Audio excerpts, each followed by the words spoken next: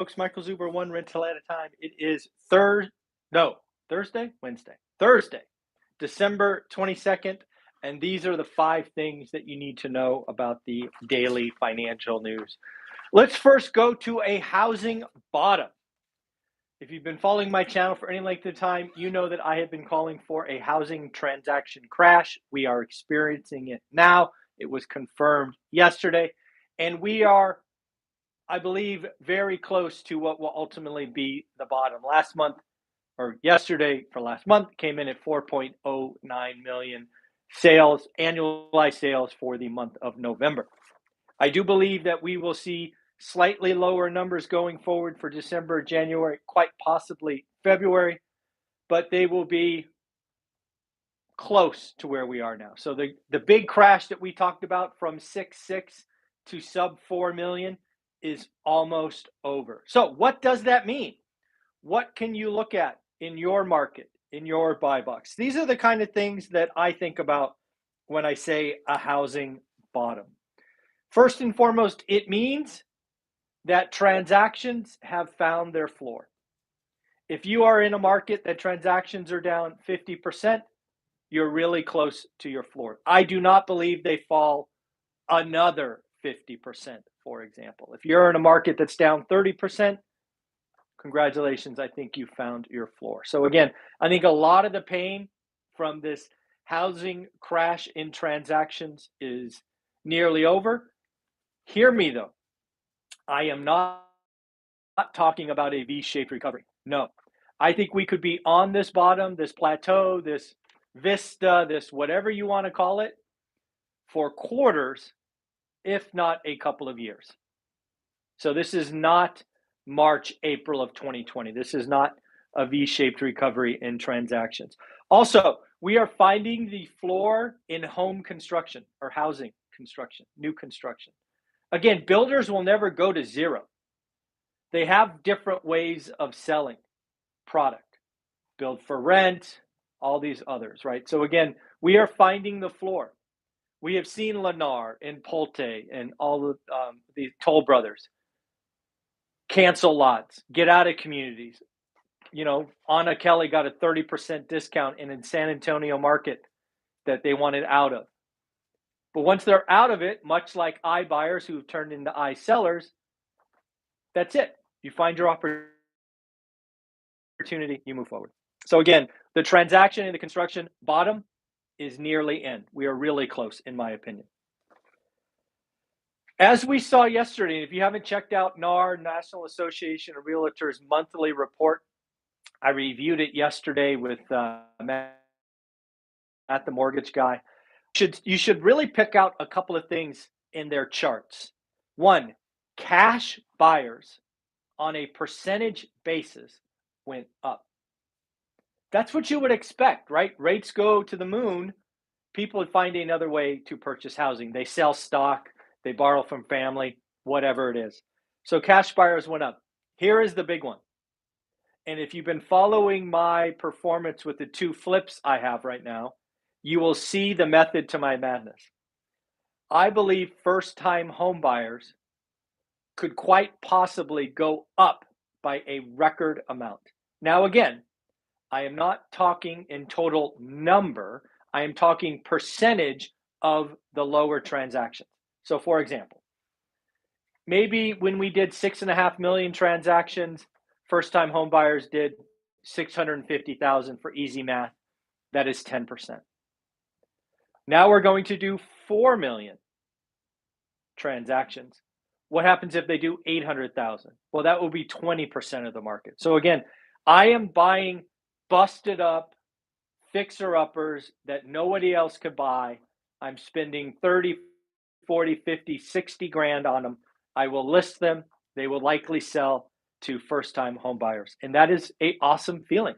No first-time home buyer could buy the house I'm buying because it has to be cash. And again, if you want to go through my playlist, there's a playlist I think called Property Walkthroughs. You can watch those right there.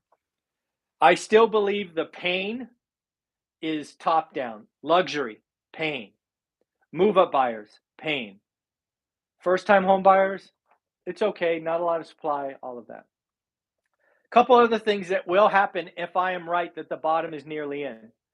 Days on market will explode higher without inventory going up. Think about that. No more inventory. In fact, inventory may go down, but days on market will go up. You will start seeing in many, many markets, we have 4, we have 5, we have 6, we have 7, we have 8 months of supply. But then you look at inventory and you go, damn it, inventory is below 2019 levels. It's because we have crushed supply and demand just like 1981. So again, those are the things that I think a market bottom will be. Again, I am not calling for an epic price crash, but as you will see in a minute, many people are. I don't know what that is. Pantheno Macro, a firm that has a bunch of PhDs in economics, they are saying that housing prices will fall 20% in 1 year. And oh, by the way, not since the peak of June. They are calling for a 20% crash in prices from today. So they're not taking the easy route. They're not saying, hey, give me the first 10% that is already there from the peak. They are saying, give me 20% from here. That's a bold call.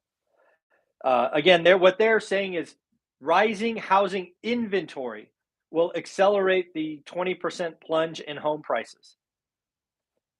I don't agree. I don't know where the inventory is coming from. We'll get some people that have to sell because they're lost their job or they have to move. But where is this huge wave? Remember, everybody said that the forbearance, the 4.2 million, that was going to be it, and then this was going to be it, and then that was going to be it. Folks, the average folks who have a home today, their mortgage payment is equal to or less than rent. They will do everything they can to stay. Many of you, if you had to move, would keep your place and rent it out. So I don't see the wave of inventory, but hey, I appreciate bold calls like that. This is one thing they said in their article that I disagree with, and I think they're wrong. Let me read it to you and see what you think. The transaction crash means the supply of homes will increase. To which I say, no, it doesn't. No, it doesn't. It doesn't mean that. It does mean that days on market will increase. That is true. But does it really mean that supply will increase? No, it doesn't. As you have seen, I interview top 1% agents twice a week on this channel, and they are all telling me cancellations up, expireds up, people take them off the market.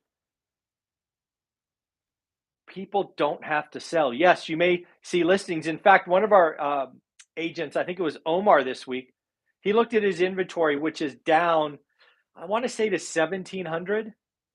Oh, no, it was 1418. He told me that he thought 40 to 50% of those active listings were fake. What does that mean? It means that the seller has wish pricing. If they get their wish pricing, they will sell, but they won't take a penny less. Those listings, that half, if he is right, are going to be expired in 2, 3, 4 months. So no, I don't agree with them. No, it doesn't mean that. It doesn't mean a crash in transactions that inventory goes up. You guys are missing the point. All of you economists who don't know housing are missing the point. So again, I do not think that's true. It does mean days on market will go up. That I agree with. In fact, yesterday you saw days on market for the country go up 33%. Think about that. Days on market went up 33%. They went from 18 to 24. I believe they are going to 42, 47, 50. They are going higher, but we will get there. We will get there in the next 6 months. U.S. consumer, the U.S. consumer, specifically consumer confidence, rebounded.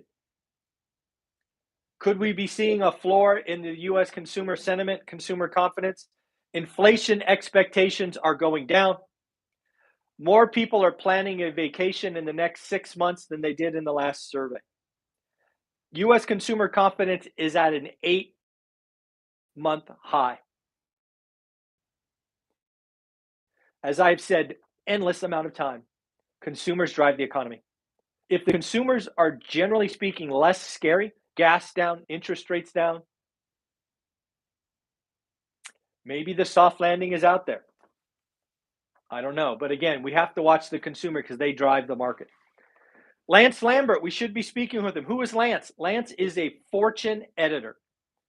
And what we will be talking to today about at 10 o'clock is housing inventory. I want to ask you a question. This really does go to my point that a housing bottom is close.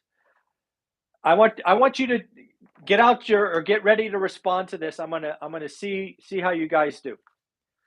Of the 400, so 400 largest metros in the country, so the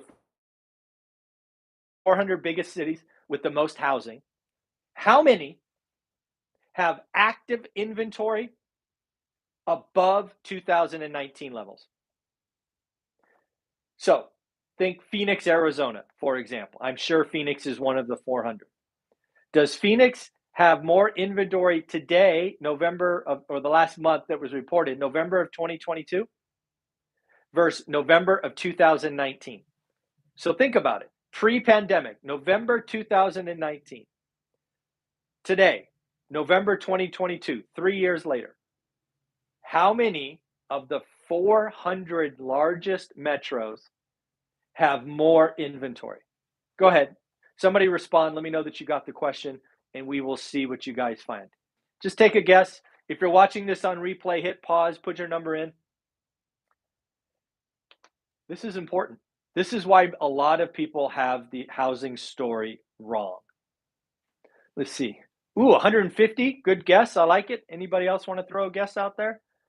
I'm looking at the screen. I can't actually see my screen from back here, but I can see it here. All right. Doesn't look like anybody else wants to guess. So here's the answer. The answer is 36. 36. Less than 10% of markets have inventory today above 2019 levels. And if you don't know about 2019, it was a seller's market. So think about that. How can we have this epic crash in prices if we don't have the inventory? Inventory drives the bus. So here are some other numbers. Compared to 2019, housing active listings today is 34.3% below. So if we had 3 million listings last time, we have 2 million listings today. Think about that. That is crazy. That is wild.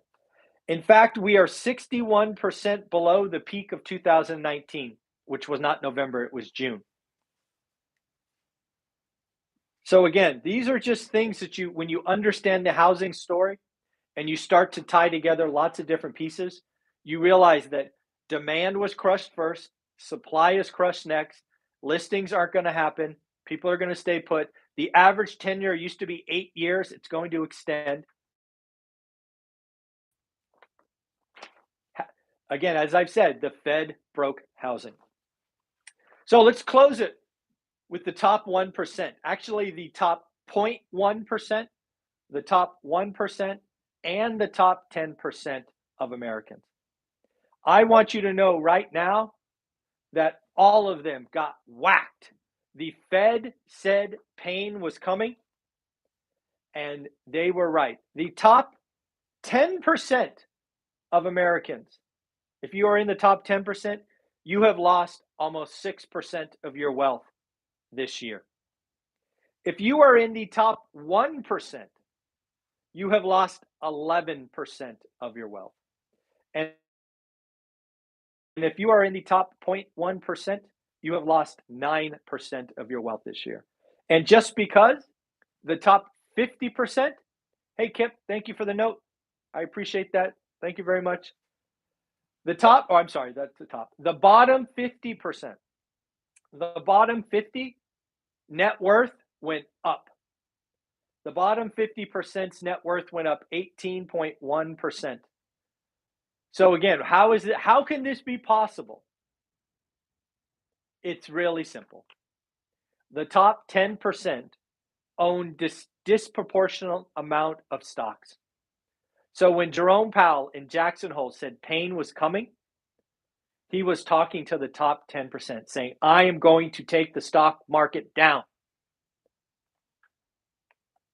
That's what we talked about way back when. It is now proven out. Again, the top 1% have lost 11% of their net worth, and the bottom 50 is actually up. Now, let's not get it twisted. Percentages can really play a game. If you were going to do an absolute number, the bottom 50 are up 11 grand. So it's not anything to write home about. But on a percentage basis, the bottom 50 is doing better than the top 1%, at least on a percentage of wealth earned or lost. So let's do something we always do on this channel. Let's congratulate somebody for doing the work and getting a deal. Abby, congratulations for getting your next deal. You are number 16 of 1,000, folks. Yes, I am counting. When you get these cards, you will see a number in the lower left-hand corner. This is number 16 of 1,000. It is an original because I put a number on it, I guess. But anyways, we have these, and of course, we have the golden tickets. The golden tickets are when you get your first deal. When you get your first deal, you get one of these. And then when you get your second, your third, your fifth, your 17th, you will get a series of these. These are very important to me. These are my number one goals. I want to send out 100 of these and 1,000 of these. I want to get feedback from the audience that what I'm talking about is working. Realize that these mean deals got done. But I want you to hear me now. If you are doing the work, if you have a buy box, I want to congratulate you. If you look at your buy box every day, I want to congratulate you. If you are writing great offers and the seller is saying no, I want to congratulate you. In fact, writing your first great offer and getting the seller to say no is perhaps one of the biggest accomplishments of my career. When I could take somebody who hasn't done the work, educate them, show them the path, and then you write a great offer and the seller says no, that is a win. That is a huge win. Getting past the mental block of writing a great offer is huge. So if you are doing that and have yet to get your deal, keep going. The market is slowing down. I am ecstatic to be a buyer today. Being a buyer today is like a seller a year ago. I am, quote unquote, the prettiest girl at the dance, the most handsome guy at the dance. I have the pick of the litter. And yes, I am writing offers. I've got 2 deals done. I'm trying to get a third by the end of the year to prove all of this works. I'm going to keep going. Between January 1st and March 15th, I am going to be uber aggressive. So folks, keep doing the work. Happy holidays. It is Thursday, the 22nd. Again, Abby, your card will go out in the mail. If you do get a deal done, your first deal or your next deal, reach out to me on Instagram. Send me a direct message. I will need your address. Just a hint. I will need your address. And also, when you get these, take a selfie. Tag me on Instagram. Let's share the goodness of one rental at a time. All right, everybody, take care. Bye.